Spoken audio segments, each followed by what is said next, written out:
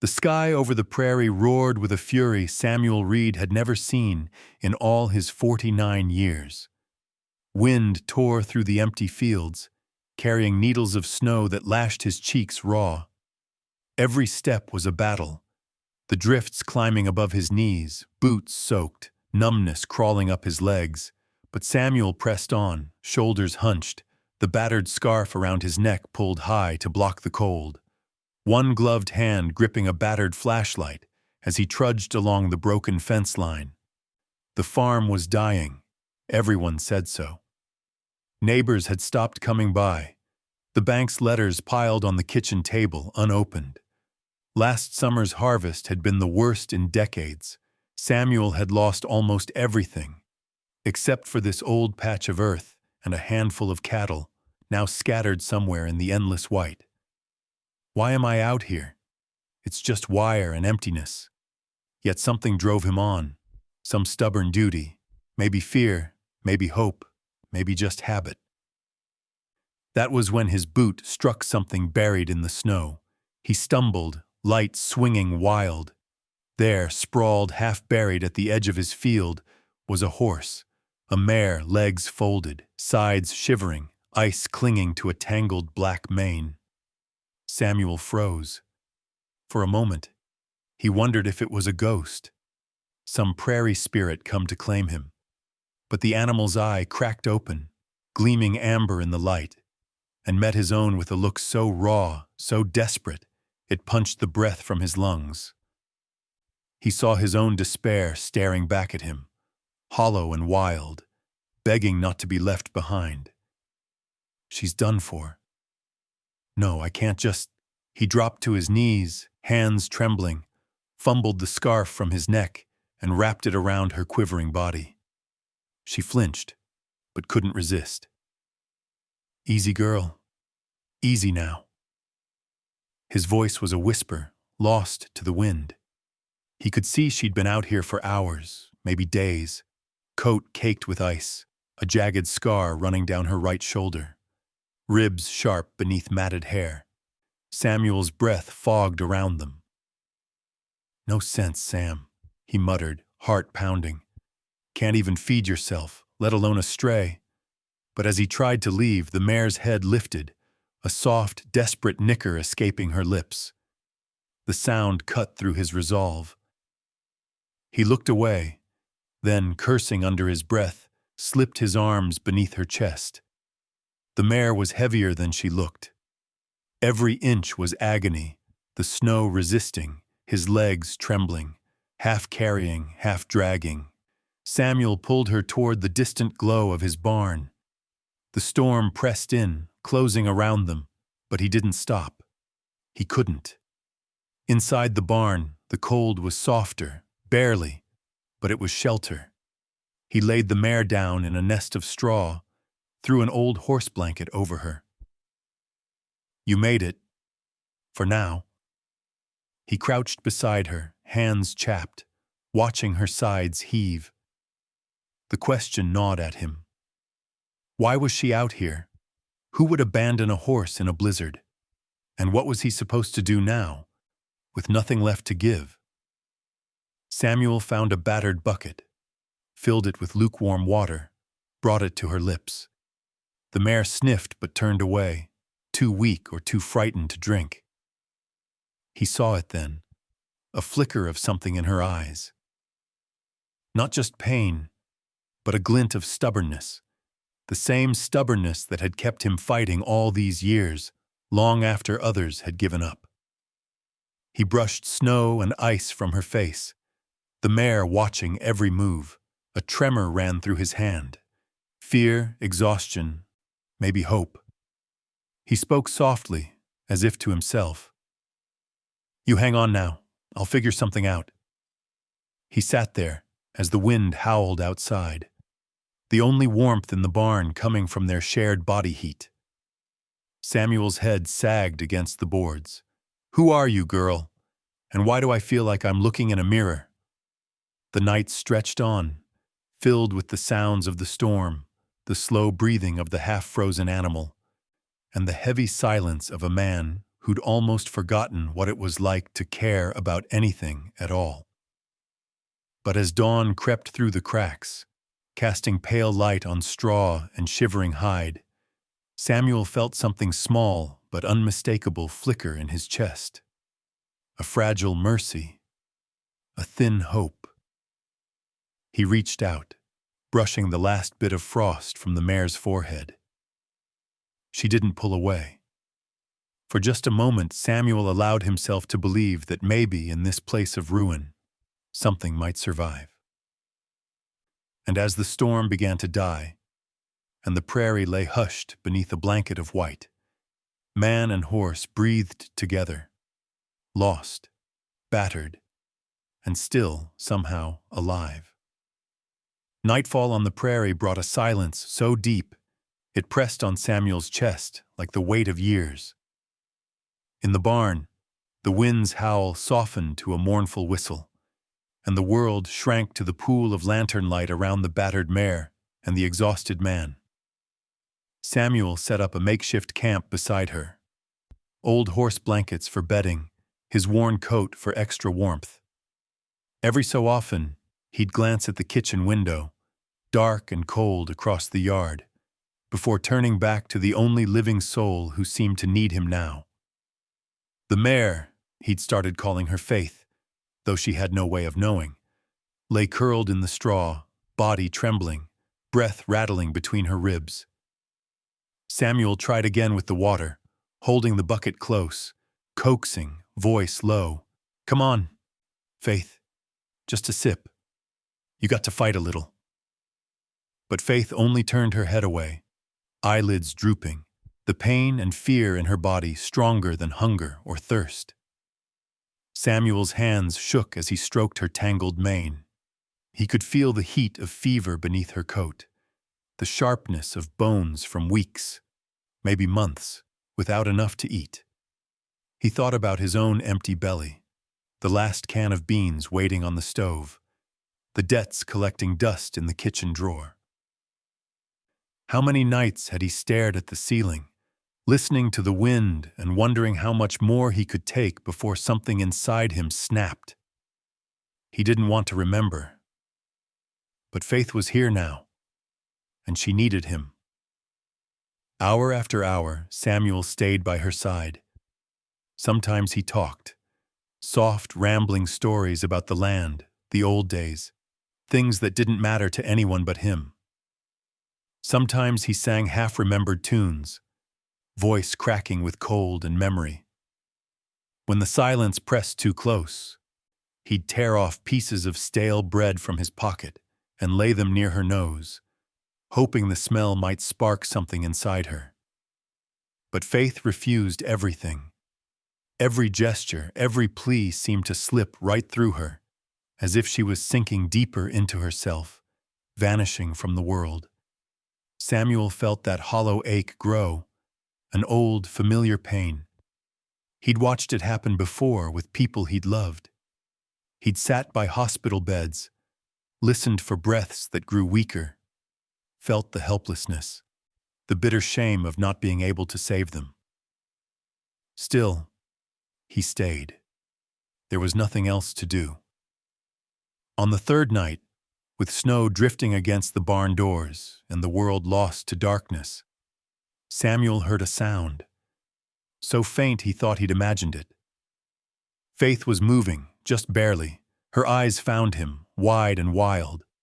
For a moment, Samuel saw the terror that lived in her, the memories of hands that hurt, of voices raised, of hunger and abandonment. He knew that look. He'd worn it himself, alone in the fields, wondering if anyone would ever come back for him.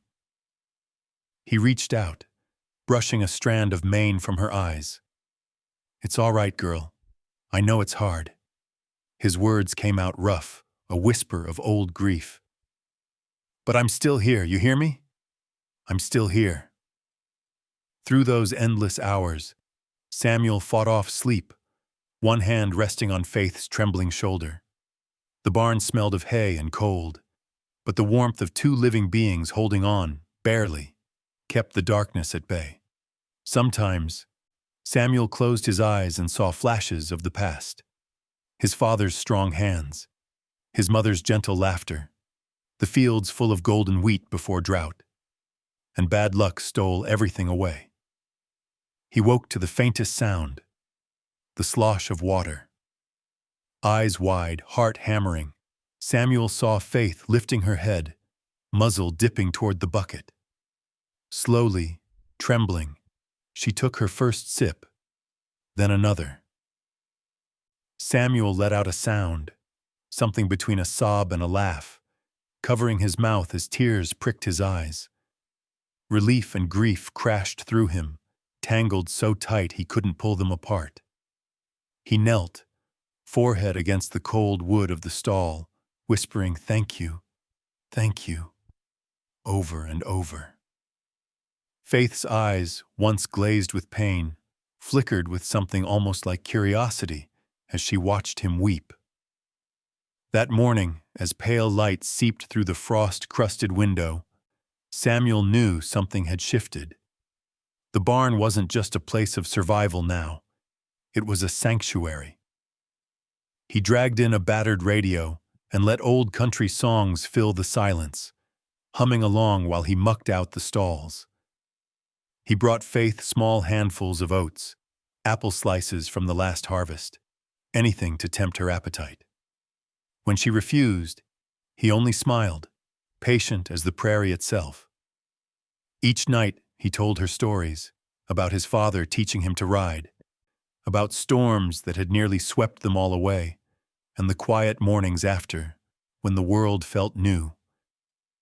He spoke of dreams he'd given up, of hopes that still flickered, of the stubborn, relentless love that kept him tethered to this battered farm.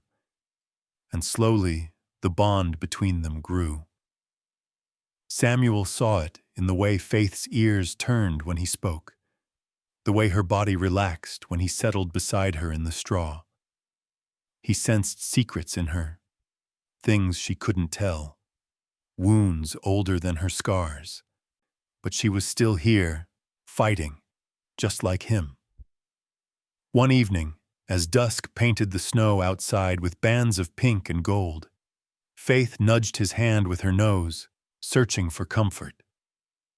Samuel smiled, feeling a warmth he thought he'd lost forever. In that moment, surrounded by silence and cold, the first seeds of hope took root in his heart. Neither of them was healed. Not yet. But survival, Samuel realized, wasn't just about clinging to life. It was about reaching for something more, however small, however fragile. For the first time in years, he believed they might both make it through the winter, together. The prairie thawed slowly under the brittle sunlight of late winter. Samuel rose early every morning, stiff from sleeping on straw, joints aching, but he'd learned to look forward to the small rituals that filled his days now, checking Faith's water, bringing her handfuls of oats, brushing the tangles from her mane. The storm scars across her shoulder stood out less and less as the weeks passed, and the wildness in her eyes began to soften, inch by inch, replaced by something almost trusting. It was during one of those mornings, as Samuel leaned against the old barn wall, watching Faith pick at an apple, that he noticed something different about her shape. She seemed broader now, not just recovering strength, but with a rounded heaviness low on her belly. At first he thought he was imagining things, but by the next week it was undeniable. Samuel crouched beside her, rough fingers skimming her side. Faith flicked her tail, stamping a hoof. A ripple of movement fluttered beneath his palm, subtle, alive, unmistakable. Samuel rocked back, heart skipping. Pregnant. The realization crashed through him, the exhaustion of the past weeks, the fevers, the way she'd huddled against the cold. It all made sense. She hadn't just been fighting for her own life out there in the snow. She'd been carrying another. Samuel let out a long, shaky breath, his mind spinning. I can barely keep myself fed. And now this? A second life, helpless, hidden, would soon depend on him. He stared at Faith, at the gentle rise and fall of her side, at the memory of those half-closed, pain-filled eyes the night he'd dragged her through the blizzard. The old voices returned, harsher now. You can't do this, Sam. You've failed before, your own family, your land, everything. Don't drag them down too. The bank's going to take the farm. What good is saving a horse, 2 horses, when you can't even save yourself? That afternoon, Samuel wandered the empty house, trailing his hand over cracked wallpaper, letters stacked like gravestones on the table. He listened for the sound of Faith's hooves in the barn, her soft breaths. His father's photograph watched from the mantel, eyes stern but tired. Samuel felt a deep, cutting fear, not just for himself, but for the lives he'd gathered under his failing roof. He considered it, letting Faith go, opening the gate, turning her loose to fend for herself as nature intended. Or maybe painfully, asking a neighbor to take her, someone with enough hay, enough hope to see her through the spring. The thoughts twisted in his gut, each more bitter than the last. But as night fell and the prairie faded to black, Samuel found himself drawn back to the barn. He stood by Faith's stall, watching her shift and settle, her breath steaming in the lamplight.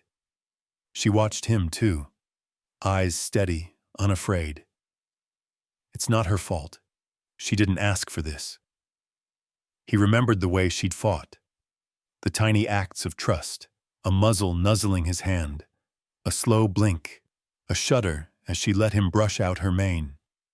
He remembered the relief when she'd finally drunk that first sip of water, the way she'd listened as he talked to her through nights so cold he thought the world might end. Samuel's decision came with no fanfare, no grand speech, just the quiet certainty that he could not abandon her. Not after everything. "You're stuck with me, girl," he said, voice cracking. "Both of you. We'll see it through, come what may." In the days that followed, Samuel transformed the barn's corner stall into a nursery. He scrounged old boards for a windbreak, layered extra straw, patched the leaks above with tarps and hope. Every morning he checked Faith, learning the subtle signs, the way her breathing changed, the restlessness in her walk, the way she'd nudge his shoulder for comfort. Sometimes, late at night, he'd sit by her stall, listening to the gentle thud of Faith's heartbeat, the distant groan of the wind. His thoughts turned inward, picking over old wounds. He remembered his wife's laughter, the echo of small feet in the hallway, all the empty places loss had carved into him. There were no easy answers, no magical solutions, but the act of caring for Faith, of preparing for something new, began to stitch him back together. The farm, though battered, felt alive in a way it hadn't for years. Samuel noticed the smallest things, the way sunlight crept across the barn floor, the soft calls of returning meadowlarks, the first shoots of grass poking through slush near the fence line. It wasn't joy, not quite, but something quieter, more lasting, a sense of purpose, however fragile. Then, one night as a cold rain lashed the roof, Samuel heard a distant, bone-deep howl rolling over the prairie. He paused in his work, lantern trembling in his grip. Coyotes, maybe, or worse. He felt the old fear, the awareness that fate still circled them, hungry and patient. The world was not safe. Not for him, not for Faith, not for the unborn foal growing day by day. But for the first time in years, Samuel didn't flinch. He stood guard at the barn door, watching the darkness, heart pounding but steady. He was not alone. Faith watched him with her amber eyes, trusting him to keep the shadows at bay. Outside, the storm gathered, the wind keening. But inside the barn, the small circle of warmth and hope held fast, defying the night. As the days ticked by, Samuel understood. There would be no turning back. He'd chosen this path, chosen faith, chosen the unborn life that soon would test his courage and his heart in ways he couldn't imagine. And though fear still dogged his every step, it no longer ruled him. He had become a caretaker once more, of land, of legacy, and of something even deeper, the stubborn, wild hope that sometimes, against all odds, life could begin again.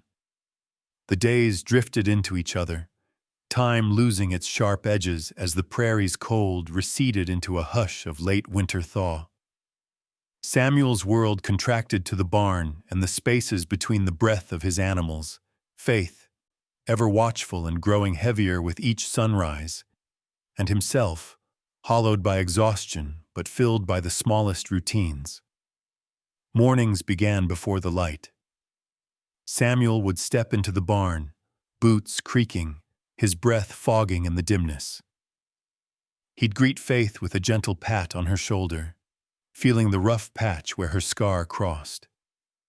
Her coat was darker now, richer with returning health, and her eyes followed his every move.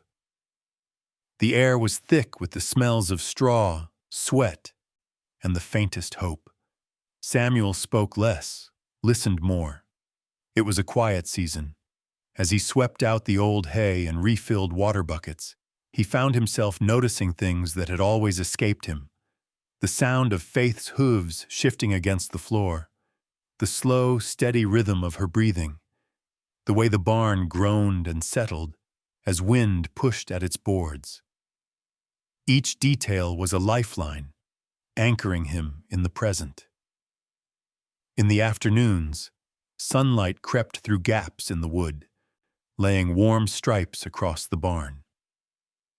Faith would stretch out, belly rounded and eyes half closed, soaking up what little heat winter allowed.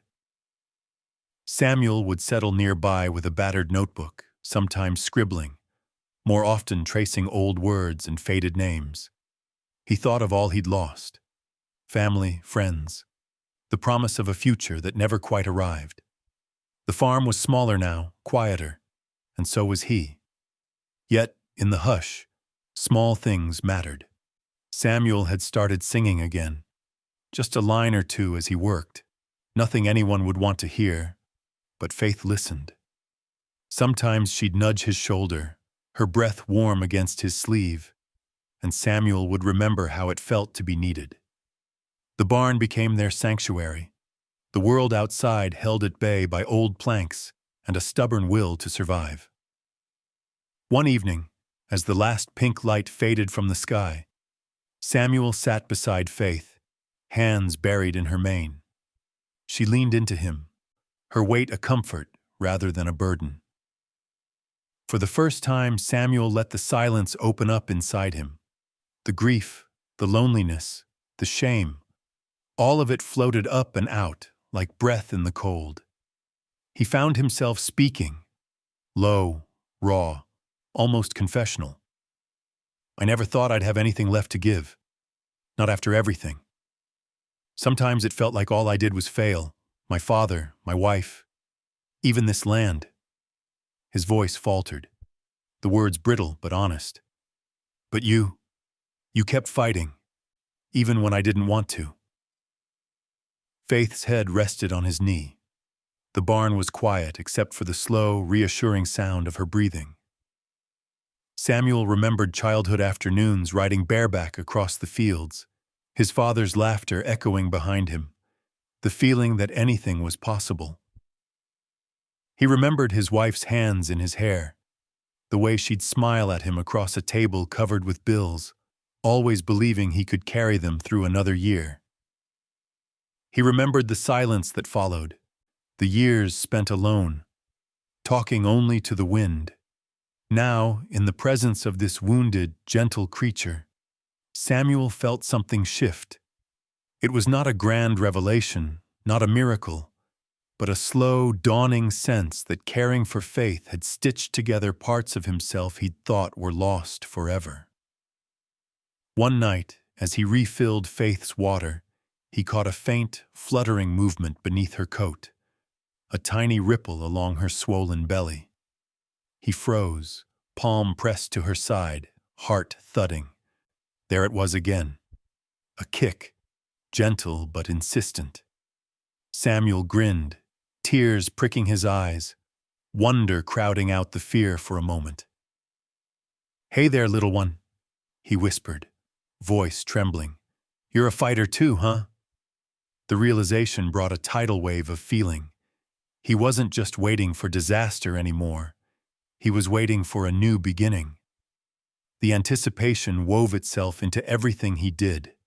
The way he layered straw, the extra minutes he spent talking to Faith, the hopeful glance he gave the sunrise each morning. It felt almost dangerous, this hope.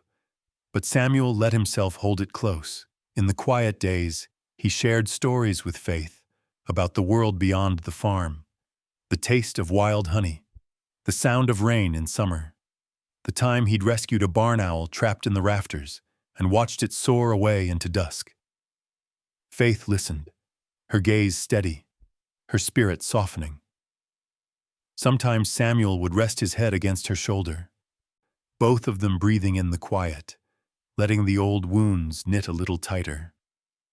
The prairie outside remained cold, battered by wind and memory, but in the barn, warmth returned. Not the loud warmth of triumph, but the gentle heat of survival, the kind that grows slow and steady, almost invisible until you realize it's there. Faith nuzzled Samuel's hand, her trust growing with each passing day. Samuel, in turn, allowed himself to hope again, not because he expected miracles, but because he'd learned the quiet power of holding on, of refusing to let go when the world says you should. Some nights, as he drifted off in the straw, Samuel felt the faintest sense of peace. Not everything was healed. Not everything would be. But as Faith's breathing slowed beside him, and the barn filled with the sounds of new life stirring, Samuel understood. Connection was enough. In this battered place, healing began with the smallest gestures, a touch, a word, a quiet promise to stay. The first whispers of spring crept over the prairie in a hush of thawing ice and the sharp scent of wet earth. Samuel felt it in the change of the light, the distant trickle of meltwater, the way Faith's body grew restless, her sides swollen, her gaze more watchful with each passing hour. In the barn, everything seemed poised on the edge of something new. Even the air felt fragile, as if holding its breath. Samuel checked Faith constantly, his hands learning the shape of her anxiety, the subtle tension in her neck, the way her ears flicked at every sound. Nights grew longer, the cold lingering just enough to keep him alert. He dragged extra bales of straw into the stall, laid out towels, and set a battered lantern by the door, its glass sooty from years of storms. He could feel the promise and the dread of the unknown pressing in on him. One night, after a day of low clouds and damp winds, Samuel heard a change in Faith's breathing. It was a choked, strained rhythm, her sides heaving, eyes wide and dark in the flicker of lantern light. He moved to her side, heart pounding, his own breath quick and shallow. All the old terrors rose up, memories of waiting rooms and desperate prayers, times he'd watched helpless as those he loved slipped away. But this time he forced himself to stay present. Faith needed him now, not a man drowning in the past. He spoke in a low voice, hands gentle, steadying her trembling body. "Easy now. You're not alone. I'm right here, girl." The words felt strange and new in the hush of the barn, but they settled Faith, if only a little. The labor was hard. Faith thrashed, nostrils flaring, her body racked by waves of pain. Samuel watched, helpless and terrified, gripping her halter with one hand, wiping sweat from her neck with the other. The air was thick with the scent of fear and blood and straw. Every second dragged, and Samuel found himself murmuring nonsense, telling stories, anything to keep the panic at bay. Outside, the prairie was silent, darkness pressing up against the windows like a living thing. Complications set in, a foreleg bent awkwardly, Faith's eyes wild with confusion. Samuel's instincts took over, memories of childhood on the farm. His father's rough hands guiding him, he reached in, palms slick, feeling the pulse of new life, steady and insistent. He coaxed the foal's limb into place, his own heart racing so fast he thought it might burst. "Come on! Come on!" He willed Faith to push, willed himself not to break. Time bent around them, stretching into a tunnel of pain and hope. At last, with a great heave and a desperate gasp, Faith delivered her foal, a gangly colt, slick and trembling, a brilliant white blaze running down his dark brown forehead. For a moment, neither mare nor man moved. The only sound was the sharp, wet cry of new life. Samuel fell to his knees, breath ragged. He wiped the colt clean with his flannel shirt, hands shaking, laughter and tears tumbling out of him. "You did it, girl. Oh, you did it." Faith, exhausted but alive, nuzzled her newborn, her eyes glassy with pain and wonder. She licked the foal, drawing him close, her sides heaving with relief. The colt struggled, legs folding and unfolding like the memory of running, until he finally found his feet and wobbled toward his mother. Samuel watched, awe blooming in his chest, as Faith bent her head, and the colt suckled for the first time. A different kind of quiet filled the barn, not the silence of loss, but the hush of awe, of gratitude. Samuel sank back against the stall, hands covering his face, tears leaking through his fingers. He let it happen. No shame, no hiding. He'd carried so much alone for so long, but in that moment, he allowed himself to be cracked open by joy. He named the colt Blaze for the white flash on his head and the fire of hope burning in Samuel's chest. "You're something special, kid," he whispered, ruffling the foal's damp mane. "You're proof things can start over. Even here, even now." For the next few days, Samuel barely left the barn. He watched over Faith and Blaze, guarding them from the prairie winds, from memories of every hard winter that came before. He brought them sweet hay, water, and whatever apples he could scavenge from the root cellar. He sang to them, old lullabies and half-forgotten hymns, his voice rough but true. Blaze proved lively from the start, wobbling across the stall on spindly legs, already testing his boundaries, his curiosity unbroken by the world's hardships. Samuel watched him, heart swelling with every clumsy fall, every triumphant stand. Faith, for her part, grew softer, more open. She watched Samuel now with something like gratitude, a partnership forged in hardship, sealed in the shared wonder of survival. One night, as rain whispered against the barn roof, Samuel sat with his back to the stall door, Blaze curled in the straw beside Faith. He listened to their breathing, to the soft sounds of new life, to the old house settling in the distance. For the first time in years, he felt the weight of despair lift, replaced by a fragile, persistent hope. He thought of all that had gone wrong, all that still threatened them, the debts, the uncertainty, the world's sharp edges. But in that barn, beneath the low golden light, Samuel knew they'd crossed some invisible threshold. The farm was no longer just a place of endings, but a place where life, unexpected, wild, and fierce, could begin again. He pressed his hand to Blaze's warm side, whispering a silent promise to both mare and colt. "I'll fight for you, for all of us, whatever it takes."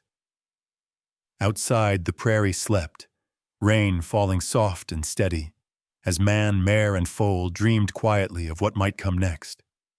The world beyond the barn slowly awakened. Wildflowers crept up through patches of old snow, and a chorus of larks returned to the cottonwoods at the far end of Samuel's fields. But inside the barn, spring brought a different kind of energy, restless, unruly, filled with sharp little miracles and new frustrations. Blaze, barely weeks old, already lived up to his name. His legs seemed to grow longer every morning. He was always on the move, kicking at loose straw, lunging at Faith's tail, testing every wooden slat in the stall. The colt's spirit was undeniable, bold, defiant, unbroken. Samuel watched him with a complicated mix of pride and dread. At first, the chaos was almost comical. Blaze would leap in fits and starts, bucking wildly, sending Samuel scrambling to catch him before he toppled feed buckets or wedged himself in a corner. Faith watched with resigned patience, though even she seemed weary from her son's relentless curiosity. Some days, Samuel found himself laughing, a deep, rusty sound he barely recognized, as Blaze raced in dizzy circles, almost knocking him over with youthful enthusiasm. But beneath the surface, trouble simmered. Blaze's wildness was not just play. He pushed boundaries, tested fences, refused to be haltered, sometimes even nipping at Samuel's hands. Faith, still healing, grew thin with the effort of mothering such a force of nature. More than once, Samuel had to intervene, calming Blaze with gentle words, coaxing him to accept the brush or the touch of a lead rope. It was a test of patience, and some days Samuel lost. On those days, frustration sat heavy on his chest, old doubts whispering that he was not enough. For Blaze, for Faith, for this farm he loved, but could barely hold together. Then one afternoon, as Samuel worked to repair a broken gate, he saw Blaze tumble awkwardly, tangling a leg beneath him.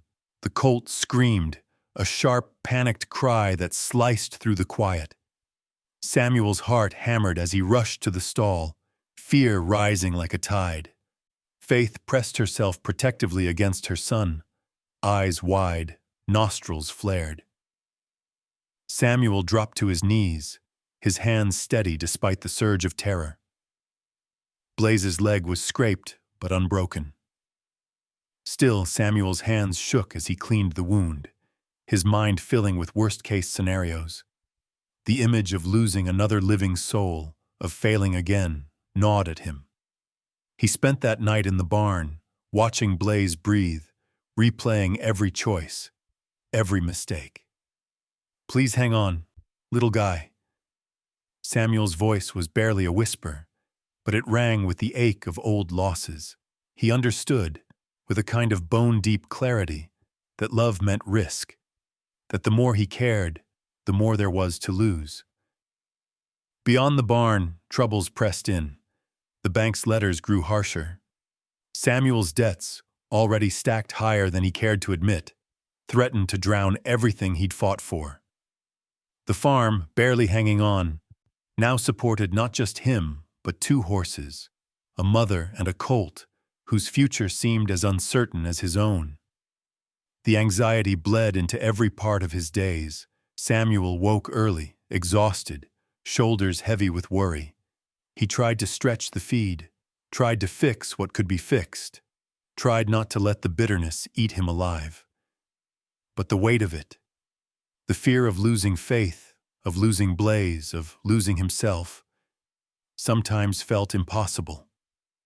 That's when his neighbor, Tom Wilkins, showed up at the gate. Tom was a rough-edged man, known more for his silence than his kindness. But that day he leaned on the fence, watching Blaze bolt across the field, the colt's white blaze flashing in the sun. He's got fire, that one, Tom grunted, tipping his hat. Ever thought about racing him? There's prize money. Not much, but it might help keep you afloat.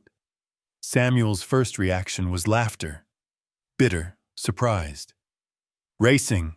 Tom, I can barely keep this place standing, let alone turn that wild thing into a racehorse. But Tom just shrugged, not unkindly. He's got spirit. Sometimes that's all you need. Local races don't ask for much. Just a bit of hope and a lot of nerve. The idea rooted itself in Samuel's mind. He turned it over while mucking stalls, while patching fences, while watching Blaze dash through wildflowers with a speed and grace that seemed to defy gravity. Maybe Tom was right. Maybe hope was all he had left. What did he have to lose? That evening, after Blaze's wound was checked and Faith had finally dozed off, Samuel leaned against the stall, staring at the colt. Blaze looked back, as if sensing the challenge in the air. Samuel smiled, exhaustion and pride mingling in his eyes. All right, kid. If you're willing to fight, so am I. Samuel knew it would be a risk. The farm was still on the brink. The world beyond the barn hadn't softened just because new life had arrived. But for the first time, Samuel allowed himself to imagine a different ending. One where fighting wasn't just about survival, but about believing that miracles could take unexpected forms. With Faith resting nearby and Blaze's breathing steady in the deepening night, Samuel made his decision. He would train the colt, not just for racing, but for hope, for all the stubborn hearts who kept pushing forward, even when the odds said stop. The darkness pressed close, but inside the barn, something fierce and bright had begun to burn. Dawn found Samuel in the barn, fingers stiff with cold, eyes gritty from another restless night. Blaze was already awake, as if spring's wild energy pulsed through his veins, eager to bolt and run with the sunrise. Samuel leaned against the stall door, studying the colt's restless pacing, the eager way he tossed his head, the way his legs seemed to itch for movement. The idea of racing had taken root in Samuel's mind, growing from a stray suggestion to a kind of secret mission. At first, he told himself it was foolish. He was no trainer, and Blaze, for all his spirit, was unpredictable. A wild card. But hope, once planted, is hard to kill, especially on a farm where hope had been in short supply for years.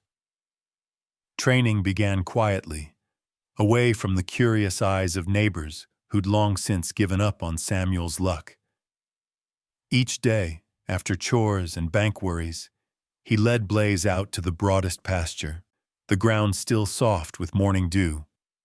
He fashioned a halter from rope, patience from necessity, and started with the basics, teaching Blaze to trust the lead, to walk, to turn, to stop at a gentle word or a light touch.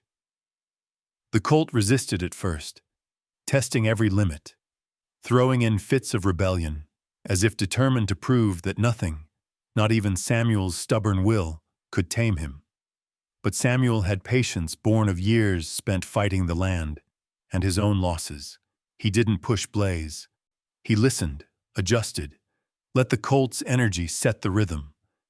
Days blurred into weeks, and something shifted, a subtle trust, a sense of partnership.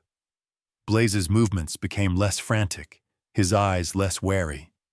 He began to run because he wanted to, not because he needed to escape.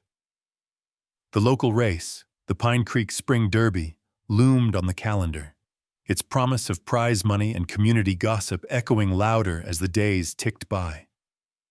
Samuel signed up without fanfare, his name scrawled on the entry list beside ranchers with pedigreed stock and fancy trailers.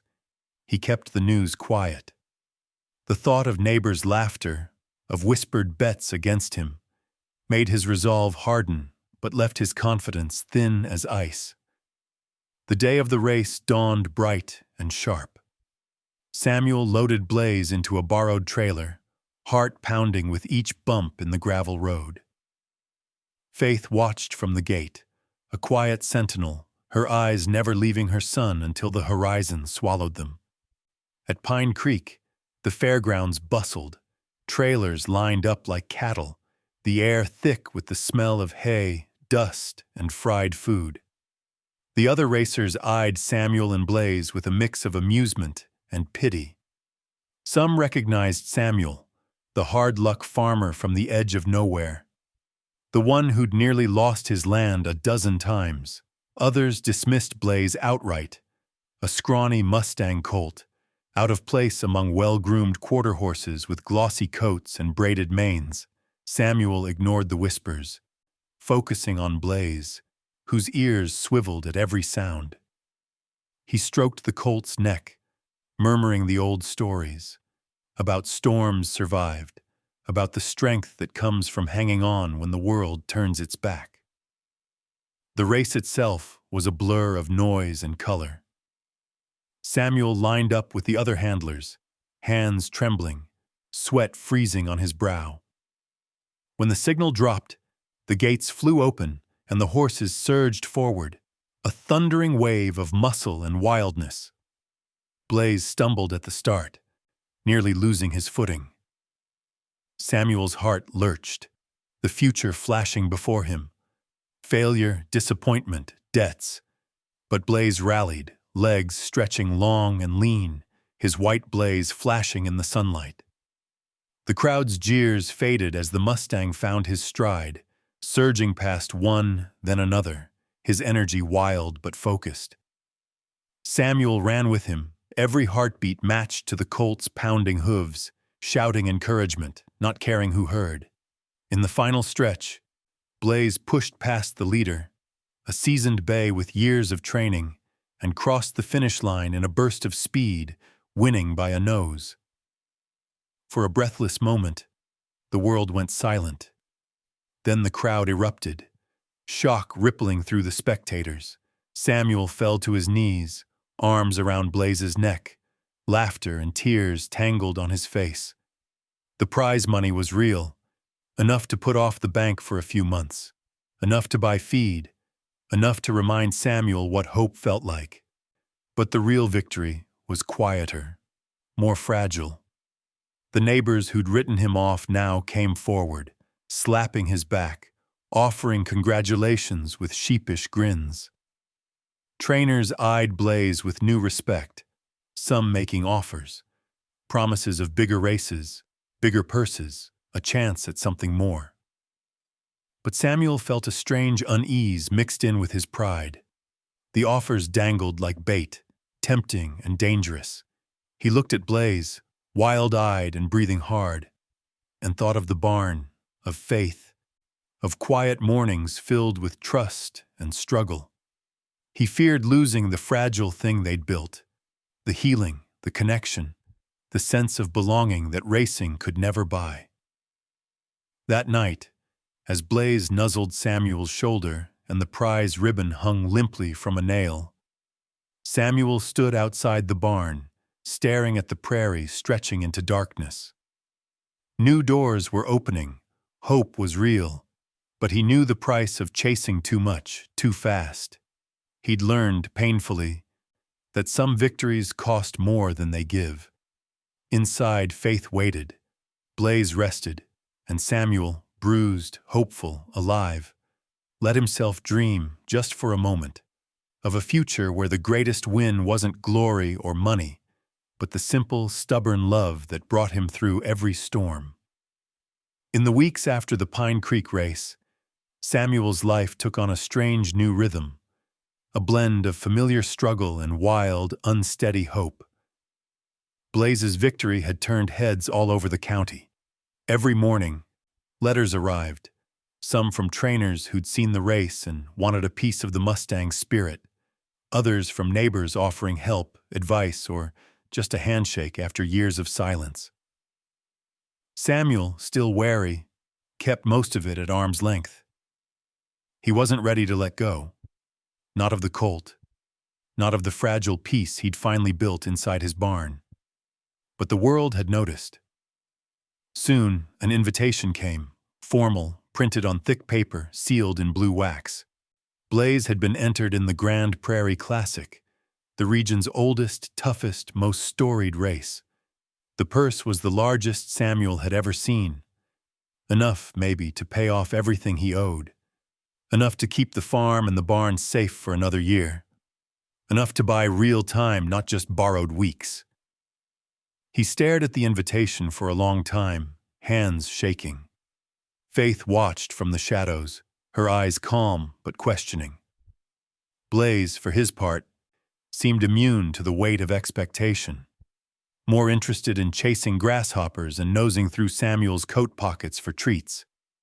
But Samuel felt the tension coil in his chest. This was a chance, maybe the last one, but it was also a risk. A high, public, unforgiving test. He trained Blaze harder than ever, rising with the dawn to run sprints across the pasture, practicing starts and turns, learning to coax every bit of speed from the colt's lean frame. Sometimes the neighbors watched from the fence line, sometimes not. Samuel didn't care anymore. He listened to Blaze's breathing, watched the set of his shoulders, the gleam in his eyes. It was not ambition that drove him, but fear. The fear of losing the simple, good things they'd built together for the chance at something more. As race day approached, doubt gnawed at him. He woke in the dark, thoughts swirling. Was he doing this for Blaze, for Faith, for the farm? Or was he chasing something he could never really catch? Redemption. Proof that he was more than every failure the world remembered. Samuel stood at the kitchen window, watching sunrise bleed across the fields, and let the question gnaw at him. Ambition or authenticity? Rescue or escape? He wasn't sure anymore. The morning of the Grand Prairie Classic broke cool and gold, the sky washed clean by a night's rain. Samuel loaded Blaze into the trailer, hands shaking. Faith whinnying softly at the gate. He promised her he'd bring her boy back, safe, no matter what happened. The drive felt endless. At the fairgrounds, the crowds were larger than Samuel had ever seen, banners snapping in the wind, announcers' voices booming over the loudspeakers. Blaze's name was everywhere, a surprise entry, a local legend in the making. Samuel barely heard any of it. He focused on the rhythm of his breath, the weight of the rope in his hand, the familiar shape of Blaze's neck beneath his palm. In the paddock, the other horses were larger, shinier, sleeker. Their trainers watched Samuel with appraising eyes, some with respect, some with doubt, all with ambition. Samuel felt painfully out of place, a weathered farmer with a wild Mustang colt, walking into a world that had never wanted him. Race time came in a rush. The starting line was a chaos of motion and noise, the ground chewed up by a dozen hooves. Samuel pressed his forehead to Blaze's, whispering all the old stories. The storm, the barn, the miracle of survival. Blaze's ears flicked, his body humming with energy. The gun cracked. The gates flew open. Horses exploded forward, a storm of muscle and fury. Blaze stumbled, clipped by a larger horse, nearly falling. For a split second, Samuel's heart stopped. He saw everything ending, hope dashed, the old failures flooding back. But Blaze surged up, wild-eyed and determined, fighting for balance, for every inch of ground. Samuel ran with him, heart hammering, the world a blur of shouting and thunder. Blaze found a rhythm, awkward at first, then smoother, stretching out, gathering speed. The race was brutal. Blaze took another bump, sweat and dirt streaking his coat. But he refused to quit. The crowd, at first indifferent, started to roar, shouting for the Mustang, for the underdog, for the wild thing that wouldn't surrender. Samuel felt tears burning his eyes. Pride and fear tangled so tightly he could barely breathe.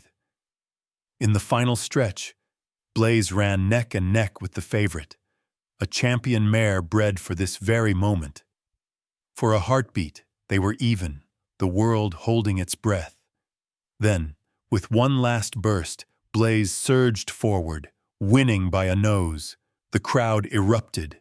Samuel collapsed to his knees, breathless, laughter and disbelief mingling in his chest. He pressed his face to Blaze's neck, whispering, "Thank you, thank you, thank you."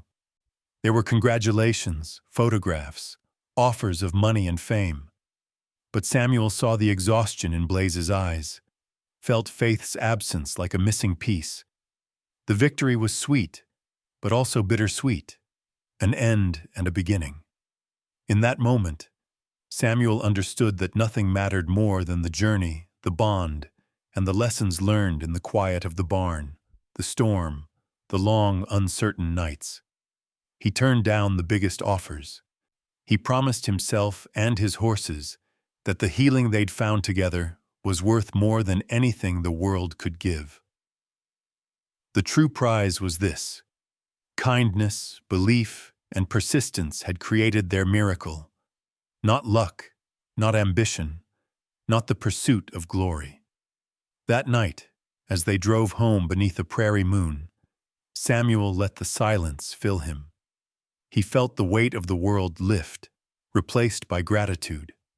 For Faith, for Blaze, for every small mercy that had brought them all to this impossible, beautiful day. The barn was quiet that night. The echo of applause and roaring crowds left far behind.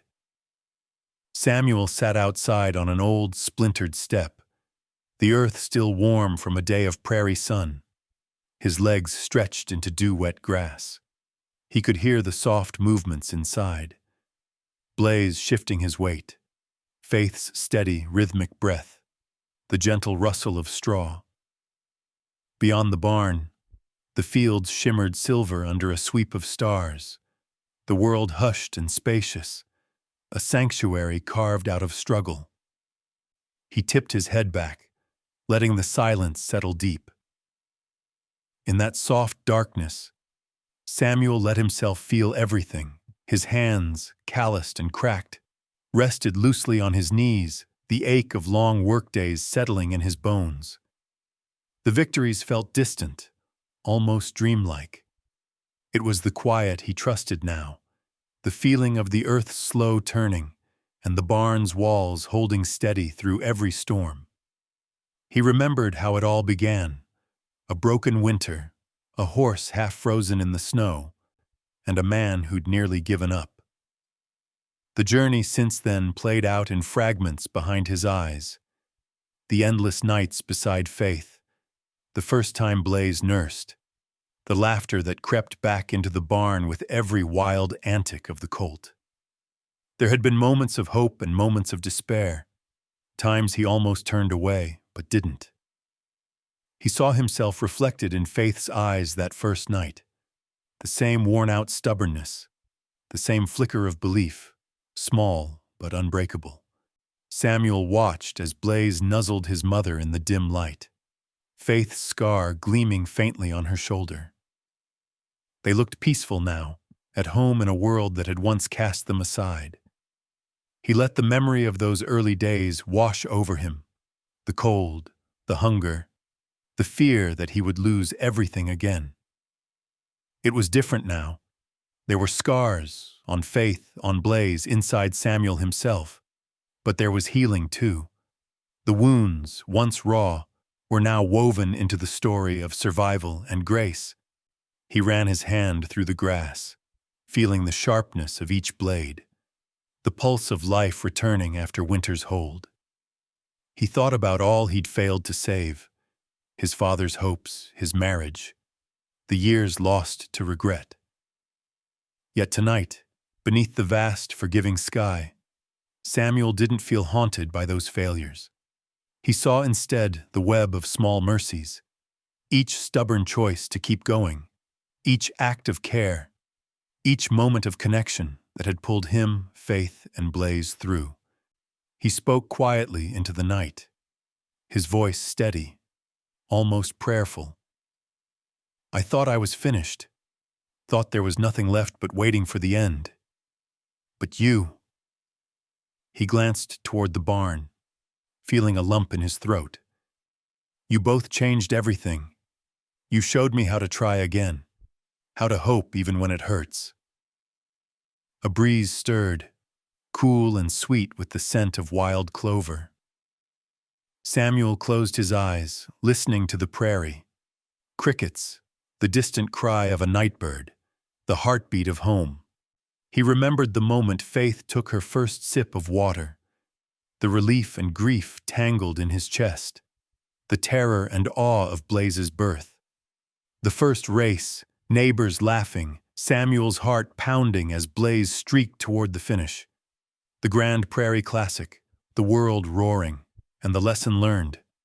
Real victory is found in the moments of courage, not in the winning. He realized slowly that the pain of the past hadn't vanished. Instead, it had softened, becoming part of the ground he stood on, a foundation for the new life he'd helped create. He wasn't alone in his struggles anymore. The act of caring, of refusing to give up on Faith, on Blaze, on himself, had become its own quiet triumph. Samuel rose and walked to the fence, leaning on the top rail, watching as the barn light glowed softly, Faith and Blaze resting side by side. He felt gratitude blooming in his chest. Messy, uncontainable, real. The family legacy, once a burden of shame and loss, now shimmered with possibility. Maybe, he thought, it was never about the land or the money or even the races. Maybe the real inheritance was this: learning to risk love, to open the heart, to trust that even the smallest act of compassion could spark a miracle. He looked to the horizon, the land stretching out, healed in places, scarred in others, and felt a quiet readiness for whatever came next. "I'll keep trying," he whispered. "I'll keep building. I'll keep choosing hope." As the stars brightened overhead and a gentle wind moved through the grass, Samuel knew that the road ahead would not be easy. The debts might come due. Storms might rise again. But tonight, surrounded by the steady breath of two souls who'd survived with him, Samuel understood. Healing was not about erasing the past, but about weaving it gently into a future built on courage, forgiveness, and connection. And with that, hope settled deep in his chest, quiet and enduring, as the prairie held them all beneath its endless, watchful sky. Sometimes the story of a man and a horse is just that, a private battle waged in silence, a series of quiet choices made under no one's gaze. But sometimes, by grace or luck or the simple stubbornness of hope, that story grows, stretching its roots outward until it changes more than just a single life. The tale of Samuel Reed, Faith, and Blaze did not end the night they sat together beneath the prairie stars. In the weeks after the Grand Prairie Classic, word spread further than Samuel ever imagined possible.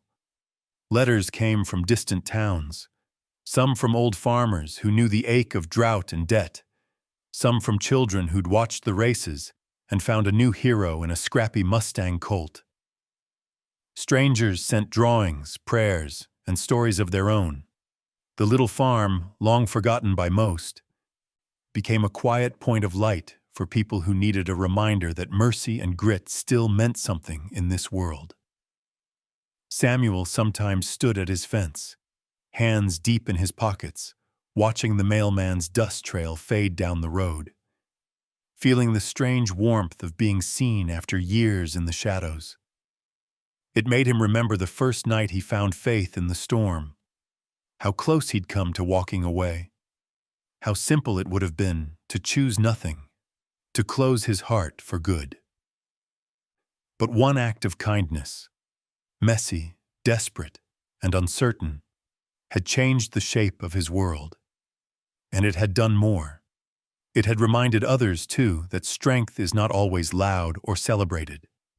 Sometimes true strength is mercy given quietly. Sometimes it is just the courage to try again when every reason tells you not to.